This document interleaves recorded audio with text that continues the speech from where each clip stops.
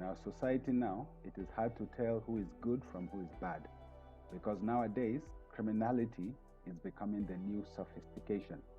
And basically, when you're discussing with somebody in a business context and you talk about honesty, integrity, transparency, some groups of people will look at you and say this person is inexperienced and lacks understanding when it comes to business. The truth of the matter is that some things remain consistent. Some things don't go out of style. And the fact that corruption has become a common thing, has become part of doing business in parts of the continent, does not mean that corruption is okay.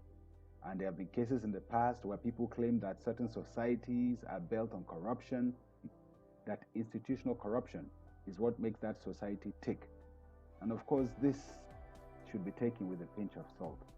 The fact is that when you talk about corruption, corrupt people tend to be offended because they are corrupt and you're talking about them.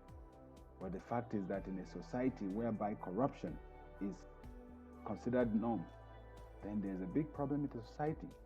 Imagine you want to apply for a job, and in a society people believe that if you're a lady and you want to apply for a job, you have to have sex with somebody to get the job.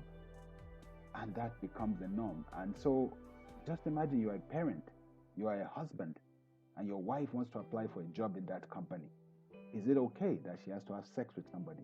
Is it okay that your daughter has to have sex with somebody to get a job? And so I think we need to really, really be true to ourselves. And even though someone is crooked, we need to understand that wrong is wrong and right is right. We can never try to whitewash things that are not acceptable in society. Corruption destroys, nepotism destroys, criminality is not sophistication. They're simply thieves. They're criminals. And it's not a sign of being knowledgeable. It is not a sign of being educated. It's not a sign of being experienced or seasoned in the field. It is simply a sign that that individual is crooked, their moral compass is basically messed up.